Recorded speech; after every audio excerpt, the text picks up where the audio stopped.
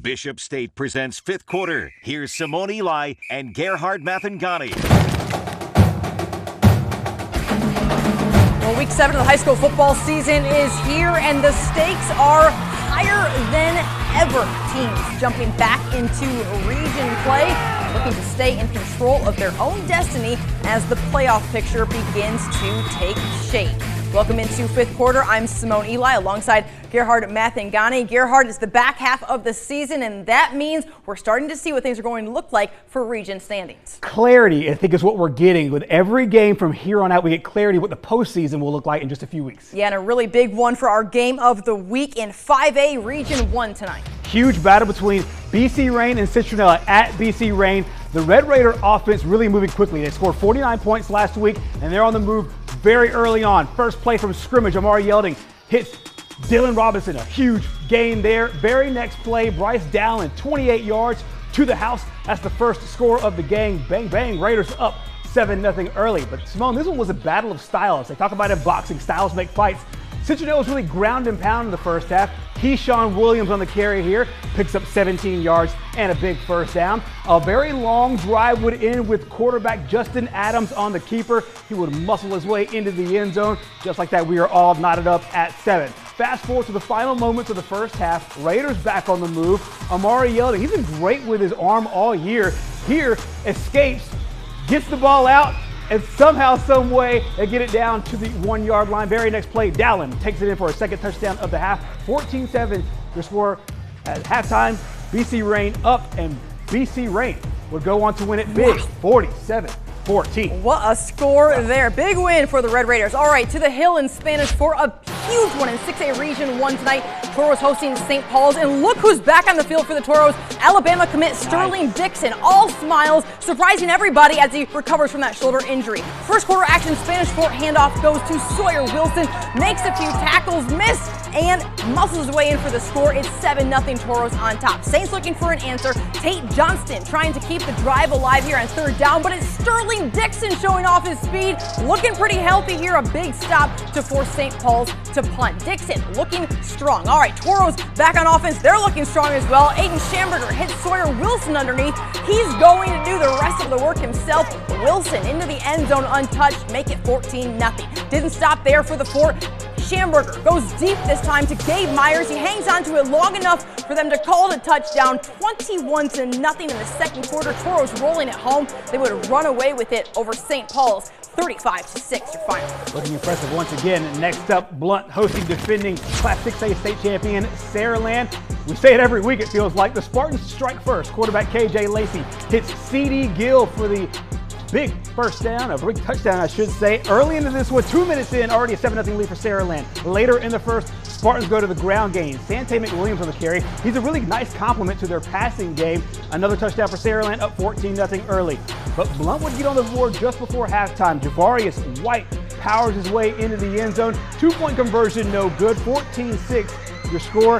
Saraland goes on to win it big by a final score, 59-20. Saraland, the number 1 team in 6A. They're not the only number 1 local team. To Gulf Shores we go. The Dolphins, number 1 in 5A this week, hosting Williamson tonight. Lions first possession here, and that ball's going to be picked off by Carter Bird. A great defensive effort. He's headed the other direction for Gulf Shores. Heads up play to set the tone early at home.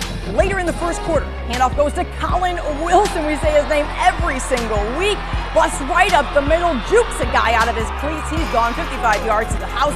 It's 7-0 Dolphins on top. Still in the first, Gulf Shores defense again making big plays. Braden Jackson, another pick six this season. He is having a standout season for the Dolphins. It's 14-0. Gulf Shores going to run away with it, 45-13 over Williamson. Dolphins improve to 7-0. Very nice start there for the Dolphins. Next up, Faith Academy looking to snap a 2-game losing streak, hosting undefeated Rider, a tall task. The Wolves leading 13-7 when our cameras arrived, and the defense was lights out from there on out. Nowhere to go for Carlos Benjamin, host of Rams defenders there. That forces the punt. The very next play, and how about on this punt? It is Taurus Caesar, what a name.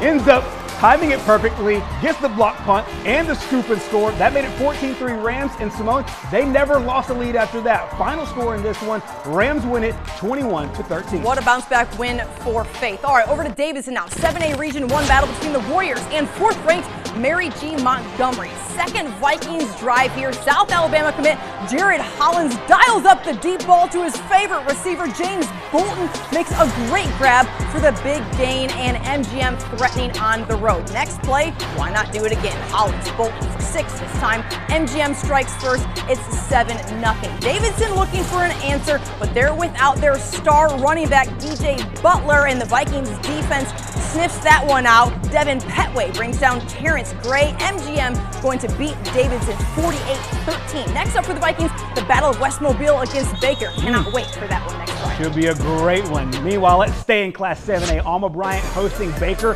Hornets up 7-0 in the first and looking for more. Quarterback Josh Flowers airs it out. He's got a nice arm on the back end. Not a bad weapon to go to. Bryce Kane on the other end, inside the back of the end zone.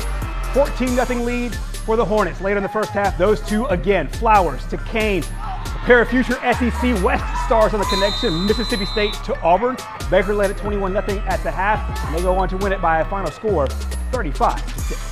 What a connection there. All right, across the bay we go now. Bayside Academy hosting TR Miller in a huge 4A Region 1 battle. The Tigers gonna get on the board first. Nathan Commander takes command, throws a dime here to Marshall Lovelace for the touchdown. TR Miller up 7-0. Bayside would get 3 back with the field goal, but Commander couldn't be stopped in the first half.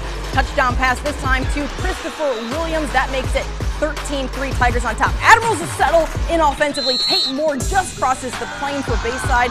The touchdown there makes it 13-10 in the first half, but TR Miller too strong down the stretch. The Tigers get the win 31-17.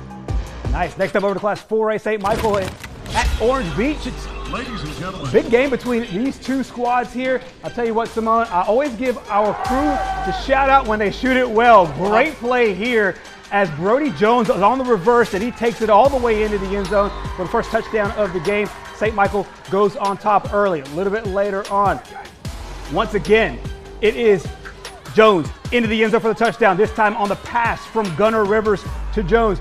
The Makos would get a field goal right before halftime. However, way too much St. Michael in this one. They go on to win it big by a final score of 49-3. They bounce back after losing last week at McGill. All right, region standings certainly starting to take shape in every classification along the Gulf Coast. We are just getting started here on fifth quarter. Next up, we have more plays, more highlights. We have our top plays and so much more. Keep it right here on the fifth quarter.